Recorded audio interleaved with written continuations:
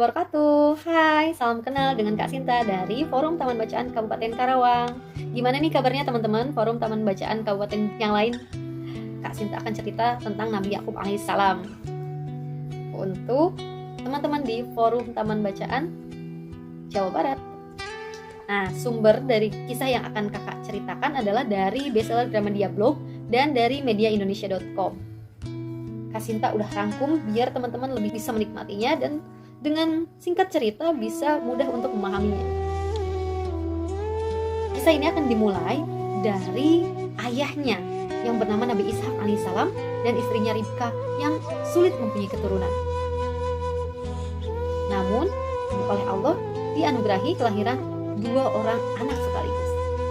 Yang kelak anaknya ini akan Kak Sinta ceritakan kisah menakjubkan. Oke, selamat mendengarkan. Kelahiran 2 anak Nabi Ishak alaihissalam. Dikisahkan Nabi Ishak alaihissalam dan istrinya sudah berusia lanjut. Walau begitu, baik Nabi Ishak alaihissalam maupun istrinya terus berdoa kepada Allah agar diberikan keturunan.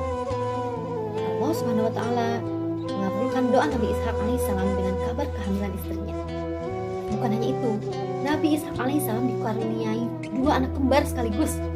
Dari buah kesabarannya selama ini, Nabi Ishak alaihissalam dan istrinya sangat bahagia atas terkabulnya doa mereka. Mereka dikaruniai anak kembar bernama Yakub dan Ish.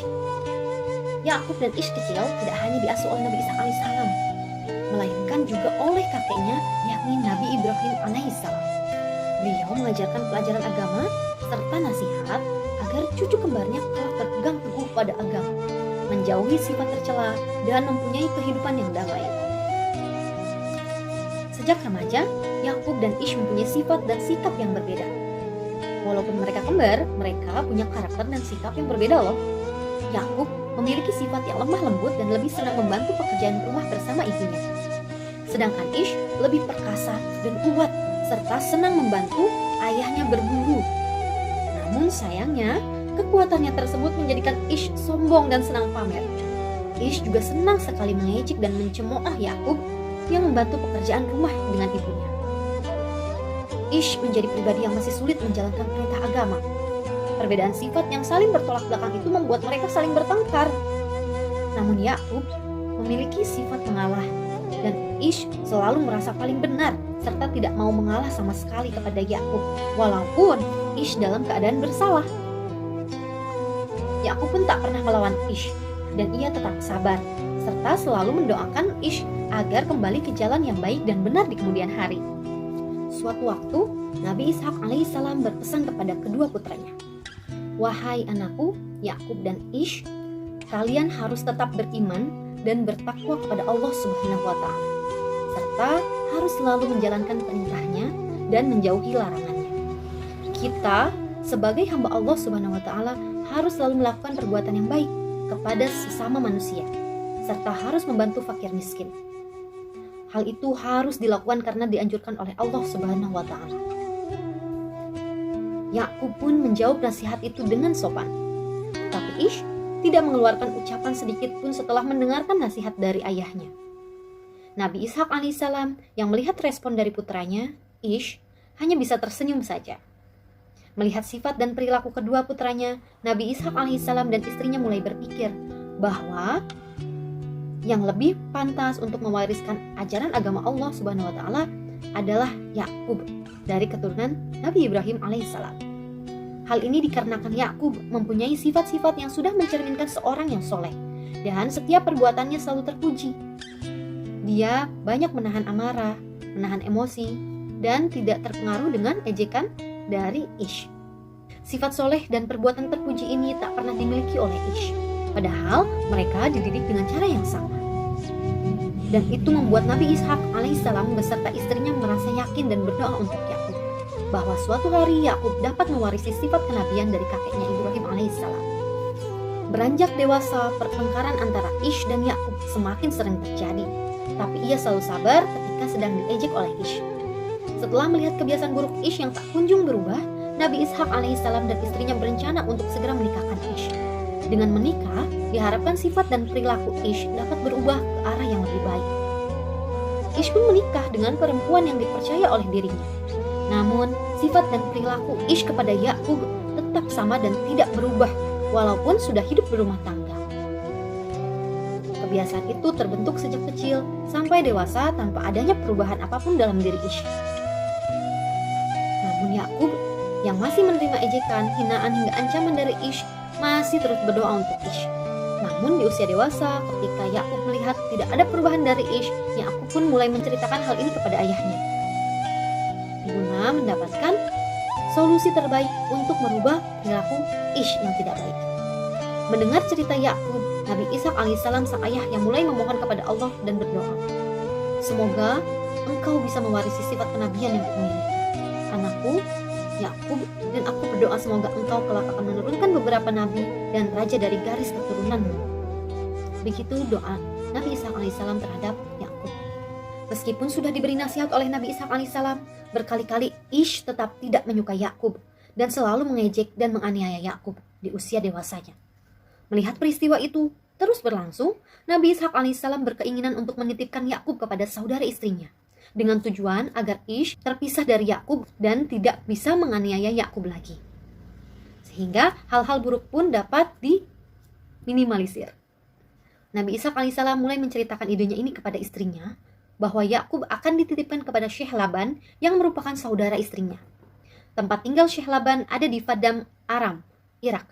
Yakub yang mendengar saran ini pun mengikuti arahan dari Nabi Ishak alaihissalam. Meskipun pindah ke Irak, Nabi Ishak alaihissalam pun berpesan, semoga di sana kamu bisa belajar ilmu agama dari pamanmu. Ketika berpamitan, Yakub diamanahkan oleh ayahnya, Nabi Ishak alaihissalam, agar memberikan surat kepada Syekh Laban. Perjalanan yang dilalui Yakub ini merupakan gurun pasir dan Sahara yang sangat luas, sehingga beberapa kali Yakub perlu mengistirahatkan dirinya agar tidak terlalu lelah. Yakub percaya bahwa bisa sampai ke Paddan Aram di Irak. Berkat rasa percaya itulah muncul rasa sabar dan tabah bahwa perjalanan melewati gurun pasir dan Sahara yang luas merupakan ujian pertama yang diberikan Allah Subhanahu wa taala. Jadi, ia merasa harus melewatinya dengan penuh ketabahan dan keikhlasan. Perjalanan menuju Irak dilakukan pada malam hari, sedangkan pada siang hari digunakan untuk beristirahat.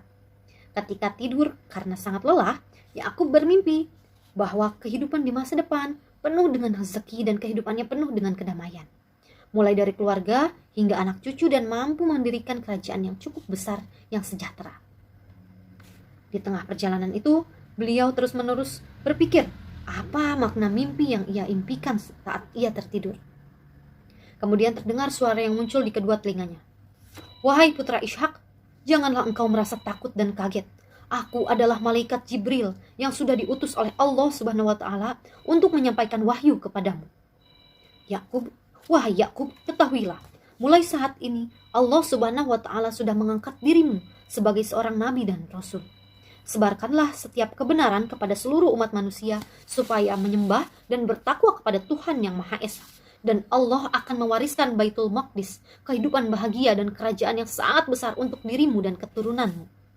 Begitu kata malaikat Jibril di tengah perjalanan yang penuh kesabaran dan ketabahan yang dilewati oleh Yakub. Rasa lelah yang ada pada diri Yakub mulai menghilang dan ia pun menjadi seorang nabi, yaitu Nabi Yakub alaihissalam.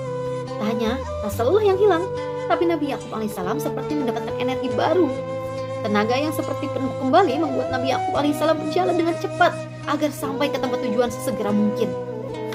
Setelah perjalanan panjang, Nabi Yakub alaihissalam kemudian tinggal di rumah Syekh Laban. Ya, Nabi Yakub alaihissalam telah tiba di sana.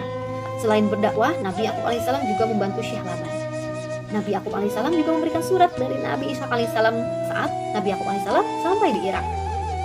Ternyata dalam surat tersebut tertulis bahwa Nabi Ishak alaihissalam memiliki keinginan untuk menjodohkan anaknya dengan salah satu putri dari Syekh Laban.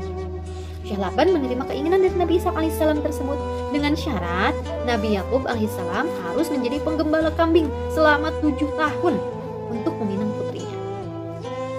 Nabi Yakub alaihissalam menyanggupinya.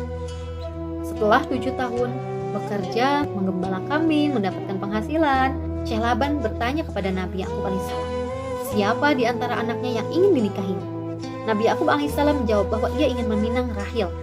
Pada saat itu, sayangnya hukum adat melarang jika adik melangkahi kakak perempuannya untuk menikah lebih dulu.